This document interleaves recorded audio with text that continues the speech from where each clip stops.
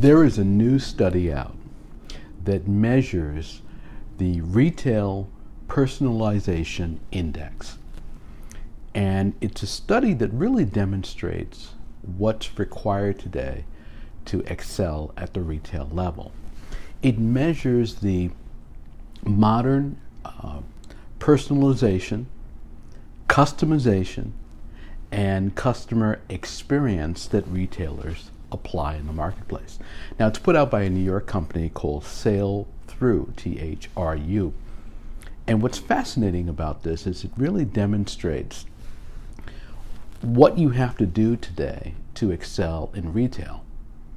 Now, much of what these companies that are part of this study do is powered by technology.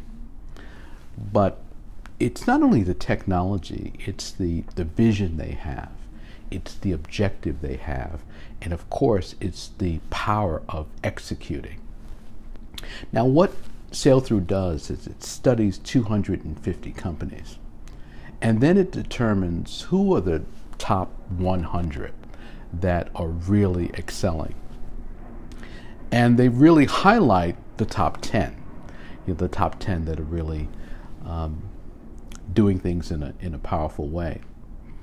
Now, their analysis scores retailers on several different levels.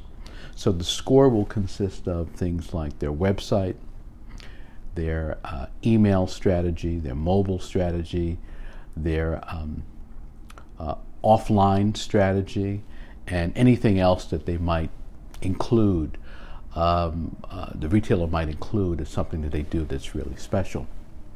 So many lessons to learn from these studies. And it's interesting to me that the top three, which I want to talk a little bit about, are really what I would call premier retailers.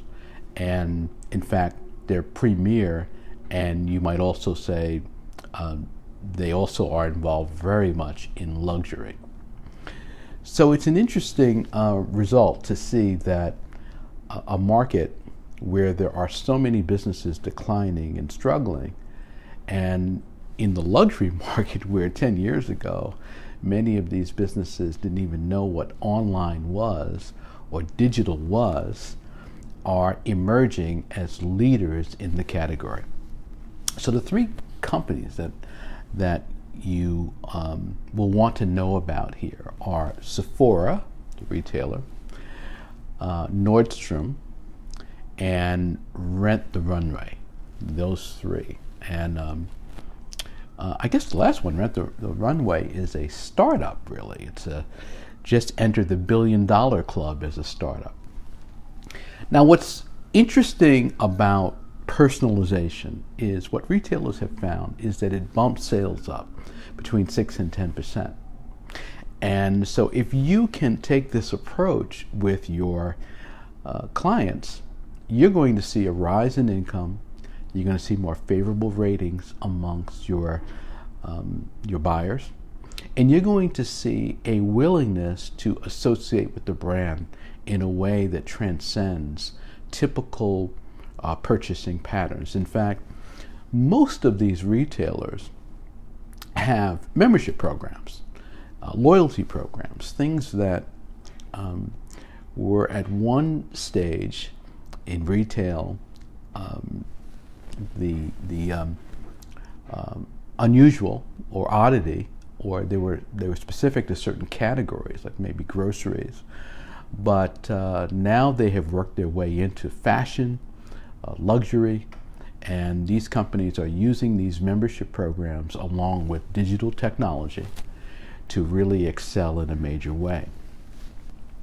So when you look at the ranks of these companies, you can really see how they have been innovative and creative in this multi-channel world.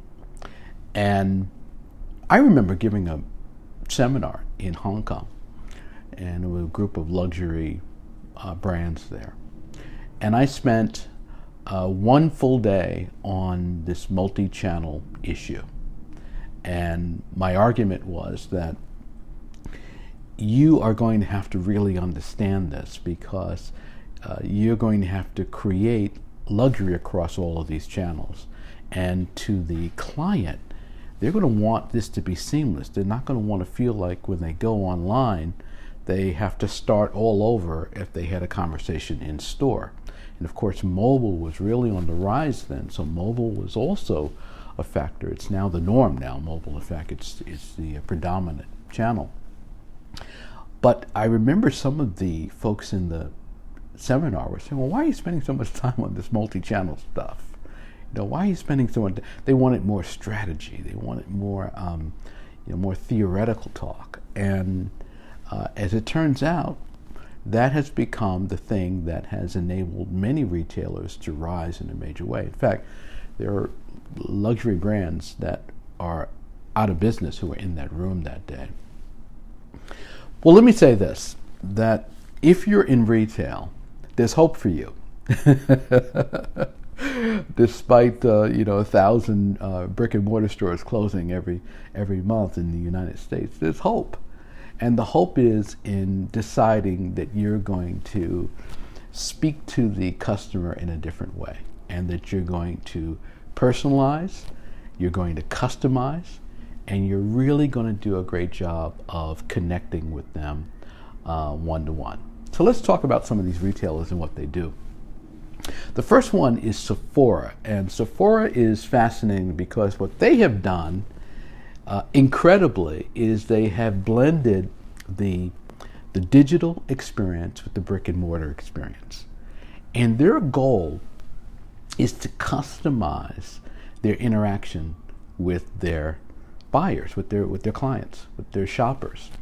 And so they have some very interesting tools, like they have this color IQ, where you can come in and you can see what the best colors are for you, and then all of the recommendations following that, from makeup to skincare to all of the things that they sell in the store, then align with that. And then there are other recommendations based on if you are looking at a particular product, well, this will go well with this, and this really fits your complexion, and so forth. So that customization, that strategy, has really made a big difference for Sephora. And it's something they have successfully rolled out to 2,500 stores, and they've integrated it with their offline experience. It's a fascinating thing that they've been able to do that, but it's really a testament to their commitment and their vision to make sure that they are speaking to what their purchasers really want. So Sephora is number one. Number two is Nordstrom. And I can tell you, I get an email from Nordstrom every single day. And Nordstrom has done a wonderful job of this cross-channel strategy, and again, integrating digital with in-store and at home. Now, let me tell you what Nordstrom has done. Nordstrom was one of the first retailers I saw that equipped their sales consultants with mobile devices to be able to check you out in any location in the store. They did that very early on. They were one of the first to get your email address, to provide an email-based receipt, and to provide follow-up incentives and rewards based on your purchase. So Nordstrom has really done that well. They've also done something interesting, which is to integrate things like curbside pickup. They also have at-home stylists. They also have free tailoring. And so what they've done really nicely is they've taken the technology component and the real world, so to speak, component, and they've integrated them. Now, Nordstrom has always been known as a great retailer, and one that is particularly interested in satisfying every need that they can for their clients. But they have really moved forward in identifying how to do that using digital technology, and most important, how to make sure that their offers are relevant to you based on their knowledge of you. Now, the third one is Rent the Runway, and this is a new retail concept. It is a innovative retail concept, and it is one that has perfectly aligned with the sensibilities of a modern generation. They want these great looks, these beautiful looks, but they might not always have the budget to buy them. So what better a situation than to be able to rent it?